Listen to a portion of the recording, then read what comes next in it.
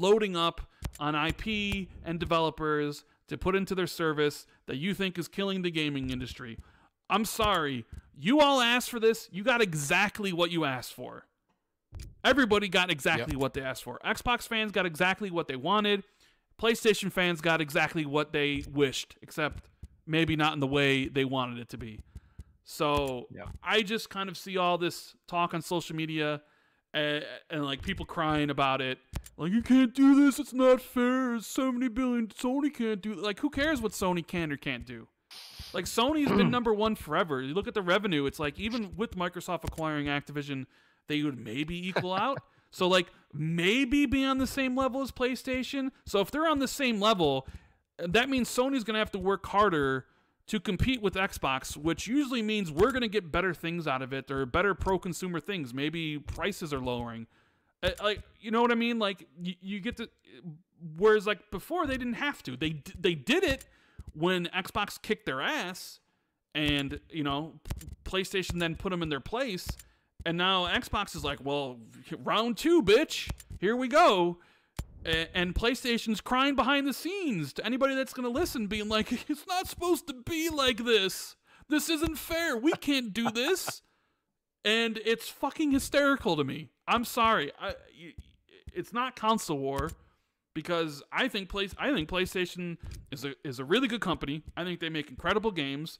I mean, outside of like how the system looks, I don't really like how it looks. I think the PS5 is a great console. They got great games. I was just the leadership at PlayStation. I just kind of I don't know. Like I know a lot of PlayStation fans don't like them either. But I mean, hey, Jim Ryan might be the best thing for PlayStation, bringing all those exclusives to PC. You know, going to maybe to mobile, and it's given me all this like this whole like scenario of them going back and forth is just filling me with life. Because it's something I didn't know I really wanted until I got it. And this all just kind of is exactly what everybody wanted. They wanted a Microsoft and Xbox that could compete and force Sony to compete back. So you're finally getting it. But instead of celebrating that, or at least being like, okay, I get it, you're all people are just complaining on Twitter that you need to do it exactly step by step, that PlayStation did it, and do it this way. Otherwise, if you don't do it this way, it's not fair, right?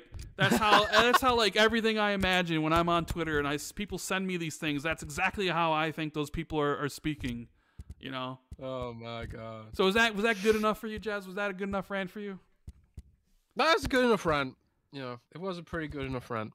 And, you know, I think the reason, like, I feel maybe less passionately about this than you do is because part of me doesn't want to jinx it. Maybe it's superstition. Like, every time I talk about it and I say, like, yeah, the deal will go through, I have to touch the desk. I have to touch some wood, you know. and I'm not speaking about my wood, which is pristine thanks to Manscaped, code XB2. Mm-hmm. But I'm talking about, you know, the old superstition of like, if you say something and, you know, you don't want to jinx it, you have to touch some wood, you know.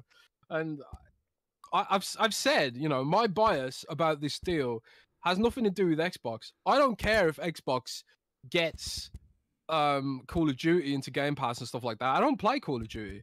I don't care about a lot of these games, you know. For me, this is all about getting Blizzard away from Kotick and getting investment in Blizzard. You know, everyone talks about Xbox getting investment, you know, and Xbox growing and stuff like that. What about Activision? Activision has been underinvested. You know, StarCraft is dead. You know, Heroes of the Storm is dead. And it's because, like, in Activision's mind, if a game isn't super massive constantly, then it's not worth keeping around because they have this mentality of trend chasing, this trend chasing mentality, which kills so many of their great franchises. You know, we don't see Spyro the Dragon anymore. We don't see Guitar Hero anymore.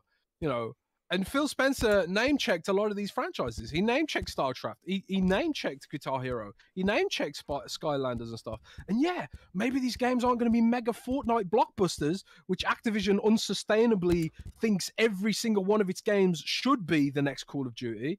But Microsoft's business model is all about going broad. It's all about catering to niche communities. It's all about having as many people in Game Pass as possible.